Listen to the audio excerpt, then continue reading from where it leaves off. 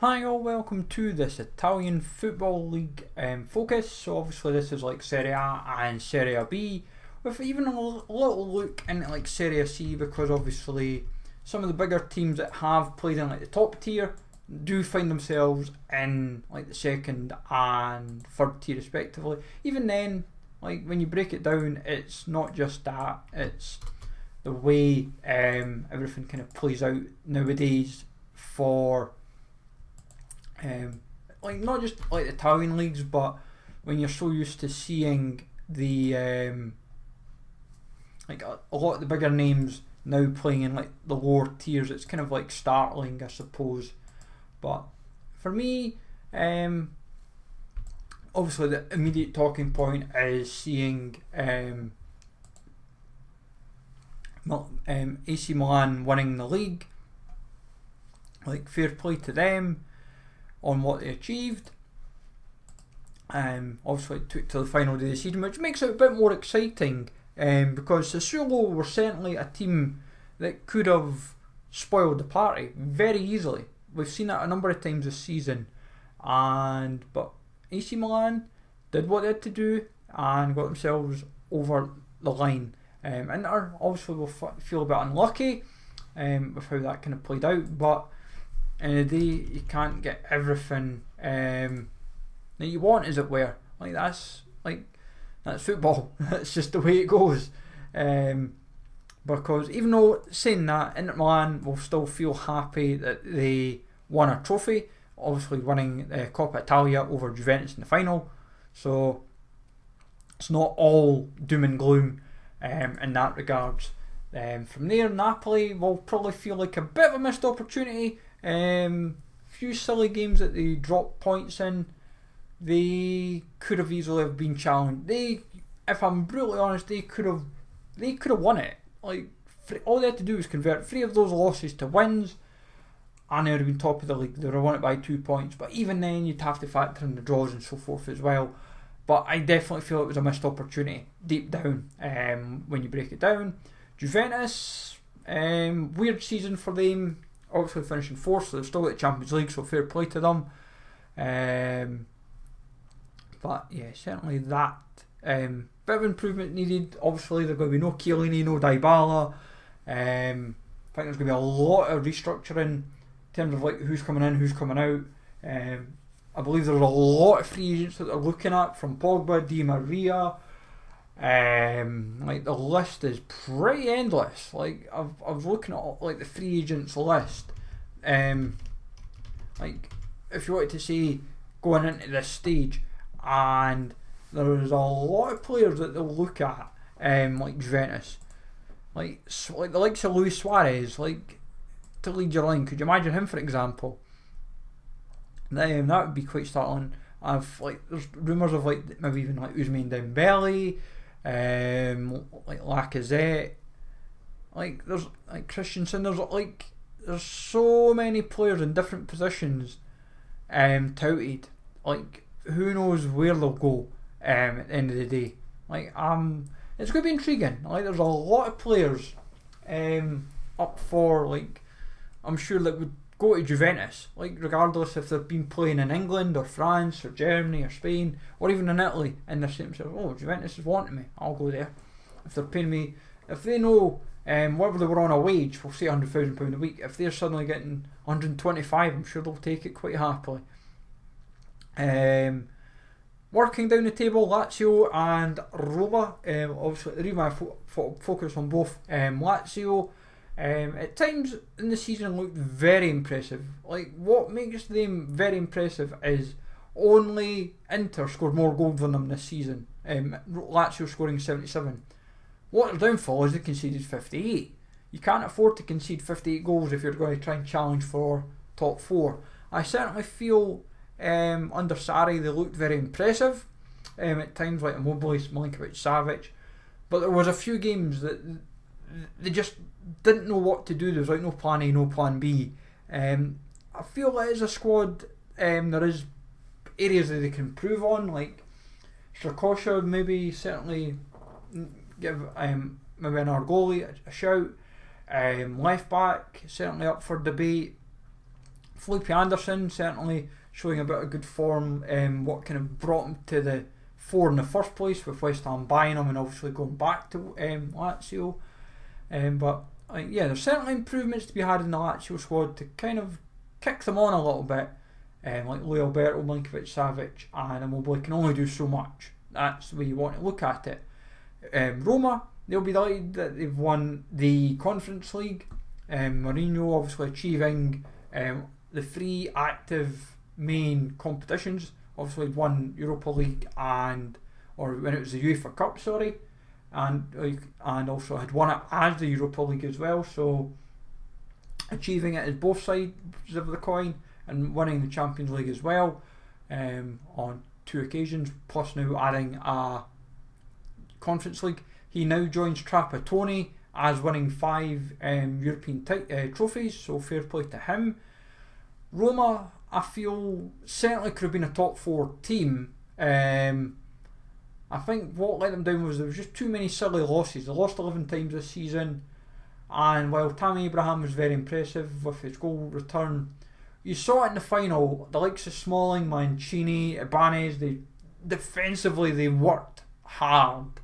I love how I emphasise that there with Deco, but regardless, certainly improvements to be had there. Fiorentina finishing 7th over Atalanta, fair play to them. Atalanta, just no consistency at all this season. At times they looked amazing, and then at times they just were like, what is this team? I think because of no like Papu Gomez, and while they had injuries to like Muriel, Zapata, Ilicic, Pasalic, Malinovsky, pretty much through the whole squad. No Galini, no Romero. Like defensively at times like Jamitsi and like others in the team, just and Mela, they just lacked a little. Zappacosta, but there's certainly Atalanta, I'm sure we'll use this, maybe not being in Europe this season may be a good catalyst for them to kick on to maybe look at a top 4 push again. Who knows? Verona, I think they'll be disappointed that they did not get a European spot. They missed out, obviously by 9 points in the end, but they could have done a lot better. At times it looked amazing with Simeone and Barak and Caprari, and you thought, oh, this team's very impressive. Like from an attacking perspective, they looked very, very impressive, but defensively, concede 59 goals is a bit of a worry. And like some of the games, they like the discipline was a bit shocking, and that's what let them down in a couple of the games I was watching, like Jersey BT, I suppose. And you sit down watching them, and you thought, discipline wise, yeah, that's what you can't afford. Torino, like the biggest point that was brought up by on a Torino perspective was take out the top 4. They had conceded the fewest amount of goals at 41. They only scored 46. I believe Bellotti is going to be going to the MLS, joining Insigne to Toronto.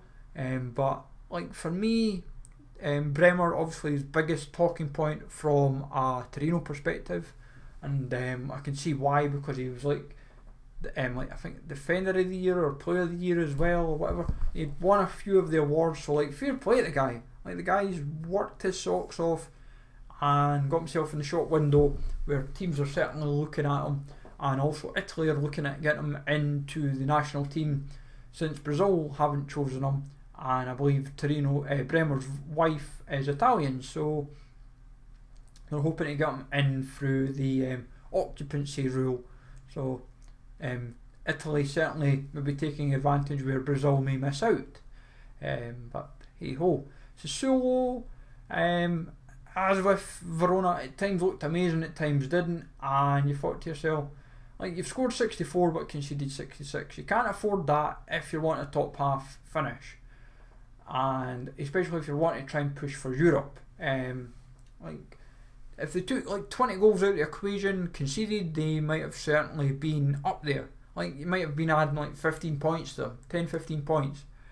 But yeah, certainly work to be done from a Sassuolo perspective. Well, like Scamacca, Raspadori, Traore, like that's how Boga went to Atalanta. But it was like like plenty of positives. Consigli doing like his rock solid job at the back at times, but like Sassuolo, certainly one of those exciting teams to watch in Serie A. Udinese, obviously, like they're a strange team because obviously how the ownership works, because obviously players go between like Watford and Udinese because of the Pozzo family. But like Delafeu, Beto, certainly real positives in that squad.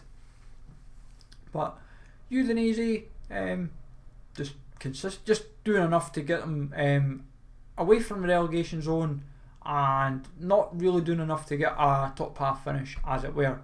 Bologna, Barrow and Hickey, and they're certainly the two that a lot of people will talk about, solely because of they're being quite young, but also they did show a lot of promise for Bologna. And like Hickey, there is talk of him either going back to Britain or one of the bigger teams in Italy. See what comes of that. Empoli, just doing enough really. Like I think they'll want to work on their defence, because 70 goals conceded is a bit of a worry, but obviously at the same time they did get 41 points, which in reality was more than enough to keep them out the relegation zone. But they don't want to be in that kind of battle, say, next season. They want to keep away from it and just be a bit more consistent. That's what it's going to come down to. If they can get maybe even say 5 or 10 points more next season, I'm sure they'll take it, or even a couple more places, whatever it be. Just slowly keep nearer the mid-table and they'll be happy. Sampdoria, a bit of work to be had there. I think there's a lot of factors with Sampdoria that's got to be accounted for. And there was even a stage where you thought they might have went down, but they did enough. 22 losses is a bit of a worry, but like just a bit of work to be had really. Spezia, they'll be delighted to get another season. There was a period where there was a fear that they might have went down, but they did enough to stay up, so fair play. The biggest talking point of the bottom 4, as it were, because obviously Salernitana staying up, doing just enough in the end. That last run of form, honestly, that last like they looked dead and buried. They were bottom of the league. Like I think if you were a bookmaker, you would have paid them out. I think with 10 or 15 games to go, you'd have been paying out saying Salernitana down, not interested. But they turned it around and have fair play to them. So Calgary going down. I think a few teams will nab maybe a few of the players, maybe like João Pedro, but do I see them bouncing right back up? I don't think so. Same with Genoa. I didn't like Genoa at times. What let down Genoa was just the sheer volume of draws. 16 draws. I think, what was it, I think over like 10 games or something, it was like 8 draws and 2 losses or something, or 8 draws, I think it was 8 draws, 1 win, 1 loss or something. They weren't losing games. It was like they were just drawing them all the time. You're like, here's another 0-0, or here's a 1-1, and you're like, or here's another 0-0, and you're like, my word, what is going on here? But they just couldn't win. They just could not win a game. I think in the end they just kind of ran out of steam, because in that last 4 or 5 games, like 5-6 games, they definitely had a chance of staying up. I think they just ran out of steam. I think that's all it really was. In Venezia, same really applies. There was a chance where they looked like they might have been safe, and then they brought themselves back into it. But I think the owners, they tried too hard on I think the players that didn't work in the first half of the season, they suddenly went mad in the second half of the season, bringing in like Nani and so forth and Ensam, but you can only do so much and it working. But yeah, that's how that kind of played out. Obviously with Serie B, Lecce, Cremonese, they've went up automatically. Fair play to them. And obviously, well, we're talking like Pisa, Monza. I believe their playoff ties should still be ongoing to determine who takes like the final spot. Obviously, by the time this maybe goes live, the final spot will be decided. Like when I've done the recording for this, Monza are won the first leg 2-1. Could they get their first season at last in the top flight? And it is worth noting Berlusconi owns the squad, so, and he has definitely put like a lot of money in to try and get this team, in essence, try to get up. Like they fell short last season, but this season certainly trying, not necessarily a little bit harder, but it definitely seems like there's a bit more depth and strength in this squad to fight. But we'll see how it goes. As I say, by the time this goes live, who knows, maybe Monza have went up or Pisa, we'll find out in due course. The second tier in general, Benevento kind of cost themselves automatic promotion. They just fell apart in the last handful of games. They looked comfortable for actually winning the league, and I think that's what let down like all the teams. When you break it down from first to ninth, because like Frosinone, they looked comfortable in even the playoffs, but they fell away. Perugia kind of sort of similar, but Monza and Brescia, they missed out kind of in retrospect for automatic. Like there's so many teams that could have automatically went up. It was one of those way that season went. But the biggest talking point really from the second tier was Crotone going automatically down. But Spal, Parma definitely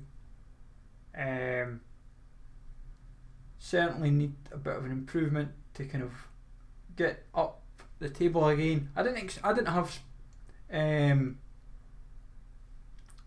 like Parma finishing bottom half of the table, even with Buffon in the squad. But like end of the day, like you're just predicting how the football kind of plays out, I suppose.